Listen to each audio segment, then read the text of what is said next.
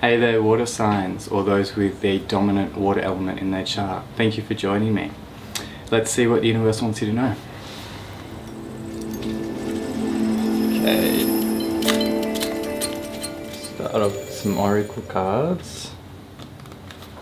Past is change, dragonfly spirit, metamorphosis. Current is air spirit, knowledge.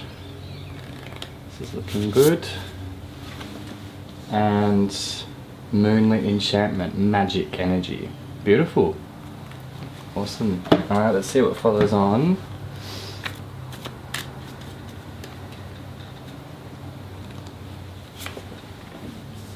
Six of Cups.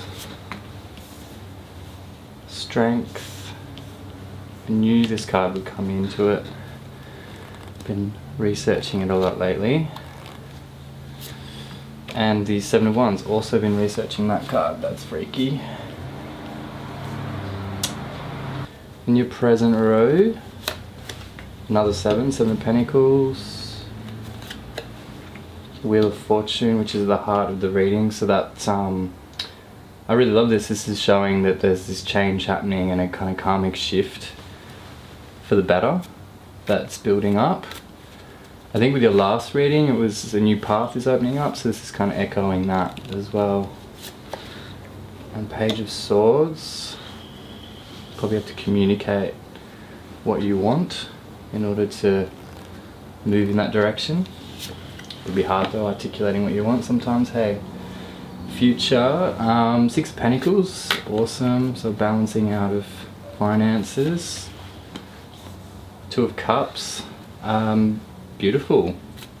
Love, if you're not looking for love, potentially a better relationship with your higher self or the universe. And Page of Wands, awesome. So some really good fire energy there to finish up on. Alright, let's go into it. So looking in the past here, we've got a shift or a change that's been occurring. You might be feeling like you have been going through some kind of metamorphosis. The dragonfly spirit does show a prominent change in how you articulate yourself to the world, what you reveal to others, and it could just augur change in general, so a movement towards a better position that you want to be in. Coming off that, we've got the Six of Cups. So this card's all about receiving gifts from the universe, essentially. So it's a beautiful card to have off the back of that. And coming from that, we've got the Strength card here, which is gaining a better mastery over subconscious impulses or parts of yourself that you just have been in combat with previously. So the way to master these parts of self with the Strength card is through love. So as you can see, this woman is charming this lion, and the lion symbolizes those aspects of ourselves that are more hidden or subconscious and more primal. And so through charming these aspects of self, and when I say charm, it's not so much conquering or overcoming, but actually getting to know and getting a more kind of cozy relationship with these aspects of self. So these could look like a part of you that is angry or lustful, or there might be some rage there with the anger as well, or just jealous, things like that. It's a Leo energy, so it can have all of that real ego, pride stuff as well. So I feel like for you, you have learnt to just check yourself around what's maybe pulling strings from the shadows of your psyche, recognizing that and moving closer towards it and inviting it back in, making you the leader, the king or the queen or whatever you want to call it, rather than these hidden parts of you pulling the strings. So it's important work that you've been doing, and this could just mean it sets you free, so you just feel more liberated in your life and in yourself, or just not hung up on time wasting kind of thought processes that might come with anger or lust or jealousy. Those things, they get fed on social media as well a lot. So once you integrate those aspects, you don't kind of get pulled into that unhelpful, unuseful kind of energy, essentially. So coming off that is the Seven of Wands. So this also shows there is a standing your ground energy here. And I feel like with this change, not everyone's going to like it, or you might be scared that it's going to rock the boat. You might have some fears around not wanting to shift or change because you're not sure how others will take it. This is saying you need to do it anyway. You need to be in alignment with what you're already moving towards. If you resist it, you're going to suffer, and others will suffer as well because of a result of that. So putting yourself up the rung as a priority here is only going to help those around you. Yeah, maybe there's some initial rocking of the boat that happens, but overall it's going to be much more beneficial to go with the current. So yeah, awesome energy there. I'm getting with this card the knowledge that you need some more information in order to feel a sense of trust or optimism moving forward. So you are looking for more confirmation from the universe that things are going where you want them to go, or you know, how you'd like to see it in an ideal sort of scenario. So yeah, you know, looking for that knowledge is handy, but just remember not everything gets revealed at once, and nor is it meant to, because maybe that would be overwhelming. Yeah. Coming off that sort of echoes what I was just saying is the Seven of Pentacles here. You've got this man who's looking at this crop, and there's a kind of a waiting period for the crop to mature and develop. And so within that time, he can either do two things. He can gather himself for the harvest, or he can sit there and worry about it and be anxious about it. Your choice. Sort of sounds like the first option would be more sensible. So try to not let yourself fall into anxious thinking just because you can't see how everything's going to turn out yet. Okay? The Wheel of Fortune here shows a karmic shift that's happening. It's a really beautiful card to have here. It echoes the change in the first row and just this trajectory that you're on now, which is moving towards a better situation out of hardship. So that's beautiful. The Page of Swords here shows, so this is air, pure air, excuse the plane, living near an airport. So this pure air energy, you need to really vocalize things to other people. If you want things to change on kind of a immediate front around you, you need to let people know. They're not psychic, they're not like a water sign like you that are psychic maybe, but yeah, so making requests respectfully and being as vulnerable as you can be when you do that, or else it's going to get people's defenses up. So if you want them to change, it requires for them to be in a vulnerable state, and the only way you can get them to be like that is if you model that first. If you go in with a kind of a pushy energy, it's going to just put their walls up to change. So not ideal. So with this card, the guidance is not to be too sharp, but to definitely value your requests and what you want from others around you. Also could be if you do have a new scenario or situation that you want to land in, it's about articulating that inside of yourself and then communicating that to not only people around you, because that helps kind of let the universe know what's going on inside of you, but if you do have quite a nice connection with the spiritual force out there, take a little time to do a meditation or a prayer and pray. Ask and you shall receive. It's one of the best things out of the Bible, I reckon. So next row is magic. So it's like there's this change happening. New knowledge is coming in, but it's going to take a bit of time. It's going to take a bit of time for the wheels to turn. In the meantime, being vocal or articulating what you want. And then this magic column, which is beautiful. Like there's the Six of Pentacles here, which is about a really balancing out of energy. Another plane. So it's showing there's a material balancing that's going to happen for you, and it's probably something you've been really, really wanting a lot lately as well. So yeah, beautiful card. It's showing that there's these people that are kind of begging, and then there's this person who's been able to be abundant and to provide for them. So I think you're going to be in that position. You might be feeling like that recently, kind of in this lack, kind of hopeful, please can I have some more, sort of Oliver energy, but you're going to move back into this abundant state again, which will be a massive relief, hey? Coming off that, this card, I am actually getting kind of love feelings. It's a rekindling kind of energy. There might be someone in your life, for some of you, that you've sort of fallen out of love with, or you just feel that there's a disconnection there.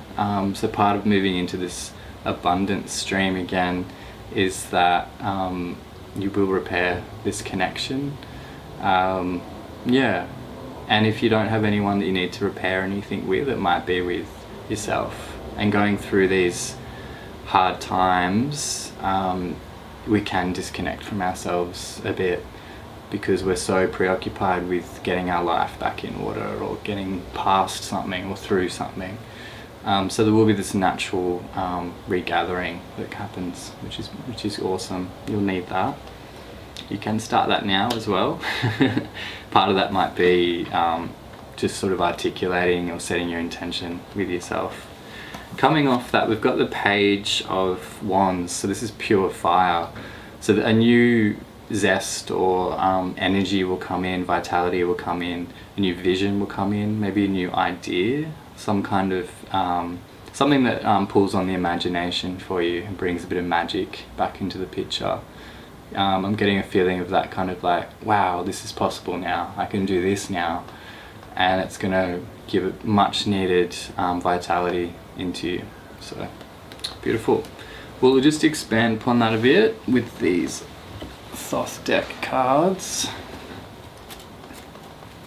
I'll try and link them together. Okay, so yeah, moving from the Six of Cups over to the Seven of Pentacles, there is this deficiency mindset that you need to be aware of. So this energy is coming from a place of worry, there's not enough, seeing everything's very finite. It's looking through a very materialistic lens and taking stock of what situation you're currently in, and then there might be a more negative or pessimistic slant to that perspective that you need to be on guard about. That might be a protective part of you wanting to prevent you from getting even more disappointed. So it's like, might as well feel really disappointed now so I don't get more disappointed. So there is a logic to it, but it is shutting you off from, if you buy into it, it is shutting you off from feeling more enthusiastic and energized at the moment about what is actually possible, and that there are upgrades on the way, which at the moment might not feel that way, but it's true. I'm getting that from here with the Wheel of Fortune massively. There are some beautiful upgrades on the way that will probably surprise you. And you'll be like, oh, that's why I went through that.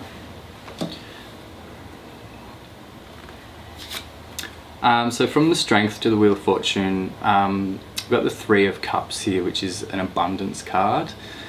Beautiful energy to have. So with that self-mastery that you've been doing, getting more in touch with those shadowy or disowned or parts of yourself you don't really like, getting more in touch with them, bringing them into the fold, accepting them, reducing the shame, it's going to lend to more fortune coming for you. So it's going to help that Wheel of Fortune bring you into a better sphere and a better experience.